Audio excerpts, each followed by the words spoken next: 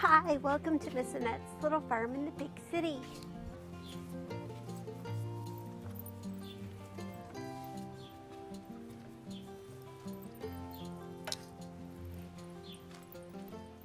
How are you? I hope you are having a wonderful week. It has been a fantastic week here on the little farm. We're finally starting to get some nice warm weather. And I spent that warm weather productively. Now, it's a little bit chillier out today, and I might have to go get a jacket. It's just a little bit cold today, a tiny bit. When the sun's out, it's warm, but when the clouds come and the wind starts blowing, it gets a little bit, so I had to get some more clothes on. Anyway, so we are having a beautiful day. And like I said, I am using these nice warm days very productively. So I have been working on the herb garden for a long time. Let me show you. So I made a long list of different kinds of herbs that I was thinking about. And some of the herbs I already had, herbs that I thought, well, let's do some research on them. So I made a lot of lists. I have a list of herbs, I have a list of vegetables, I have a list of books, flowers, So I have a lot of stuff here. So I started with lists. So then after I made the list, I started doing research. And so then the research was the herbs that were on my list. I have 2 pages of herbs on my list. And so that they're in green, the names are in green. And then I looked their meaning, because it's really funny that herbs have meanings. Not only do they have taste and all of these other things, but they have meanings. So the meaning in pink, and then in orange I have how you can use it medicinally. So I did all of that research to find what kind of herbs I wanted in my garden. And that was a lot of research. And pretty much I've got just about everyone on my list here. See? Okay, it's windy and my papers keep blowing around. Is this. And this is my list for my herbs, my list for my vegetables, and list for flowers that I wanted, because I researched all of these things. So then I have spring, summer, and fall, because vegetables especially you can do spring, summer, and fall, and some flowers as well. So I had that. Hang on a second. So I made this list so I could use this list to plan my herb gardens. So this herb garden here is this garden that you see behind me where cotton is. So I have that herb garden, and that has been my herb garden for many years. I have used it for that. But then this year I decided to start with another herb garden, and I wanted to make it a medicinal garden. And little did I know from finding out with all my research that I did here, that with all this research, that almost all the herbs have some sort of medicinal quality in them. There are very few that didn't. So maybe both gardens are medicinal. Since I am going to be trying to use them that way, and culinary, so it's kind of a mix. Anyway, so let's talk a little bit about my medicinal garden. So to build this garden, I did a lot of sketches and a lot of trying to figure out what I was going to do, and then I finally came up with this idea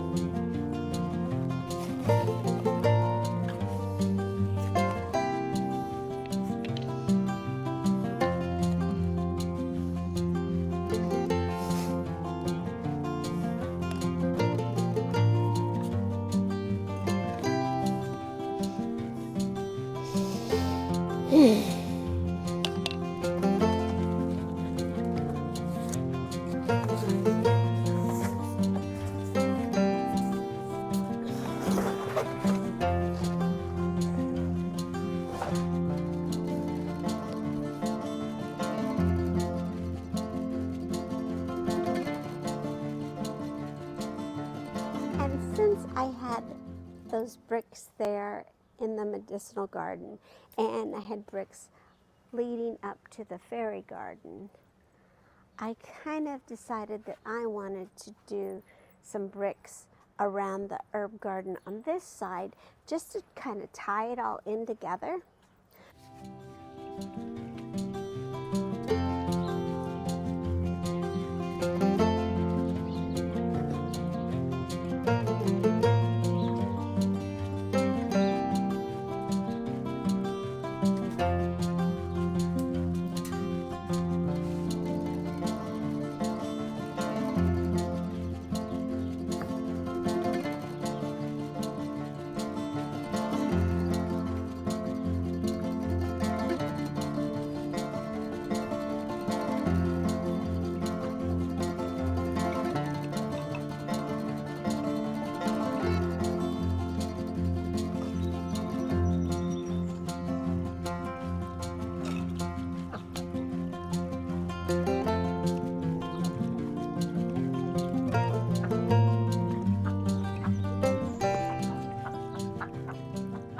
So we have kind of a brick looking here in the herb area of the garden.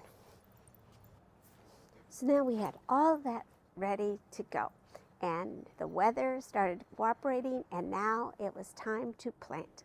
And before I could plant, though, I wanted to come up with a way that I could remember the qualities. I wanted to come up with a way that I could, at a glance, remember, well, what the plant was, number one, and number two, the plant meaning, and number three, how you can use it medicinally. So I decided to use my popsicle sticks. I have what I'm planting. I have my seeds, and now I need my list here, and I will use that to help me figure out what to put on my popsicle stick.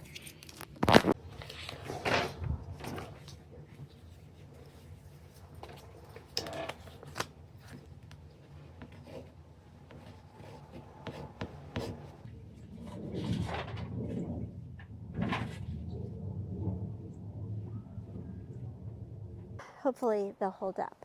But that is what I did before I started planting. I got my seed packets, I made my popsicle sticks, and then I started planting. Earlier this spring, I planted some frost-hardy seedlings that could tolerate the cold. And then I decided to, after our last frost date, to plant some more seeds that were frost-hardy.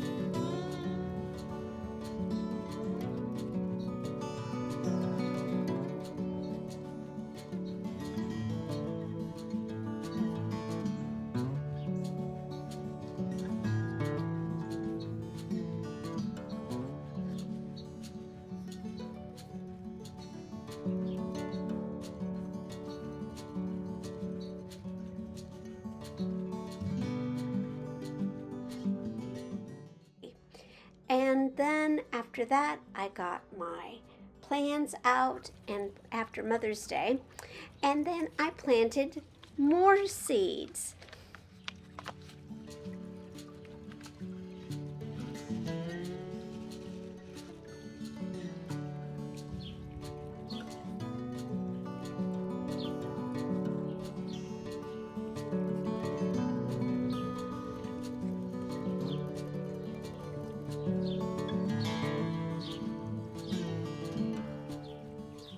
So now I want to share with you what I planted in my herb garden.